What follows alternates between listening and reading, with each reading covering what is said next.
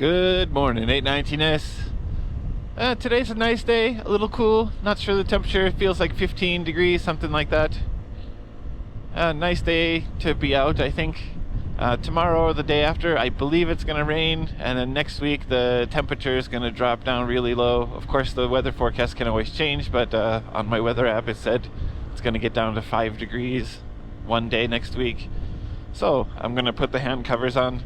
I talked about the USB grip heaters. They work really well, but they're maybe not as good as a properly wired grip heater, but they do the job, and they're way more affordable. If I stay on the topic of staying warm, another thing that I add to my bike too is these rubber lever covers. If you end up not wearing your gloves or you have thin gloves, they can do a lot to keep your skin from getting cold by touching a really cold lever too. They're not so bad, and they're also really affordable. But the main topic I want to talk about today is the Honda V3 E-Compressor. Did you see that bike last year? It wasn't a full bike, it was just basically a rolling frame with a V3 engine that had an E-Compressor. It's going to be announced at EICMA on November 4th, and I think that's going to be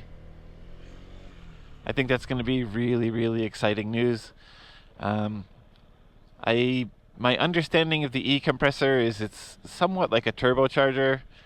One of the flaws of turbochargers is that you have to get the engine revved up, and you need a high output of exhaust gas in order to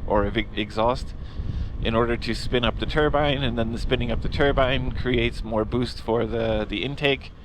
But the E-Compressor, it's not exactly the same, because I did read a few articles saying that there are some differences, but yeah.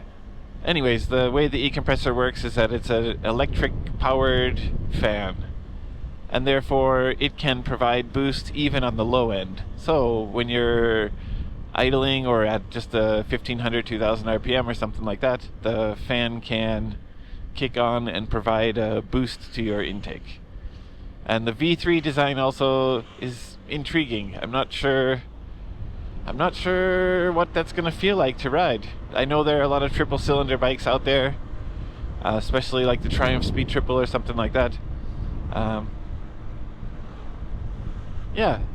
think the V3 is going to be unique design. So yeah, look forward to EICMA or EICMA.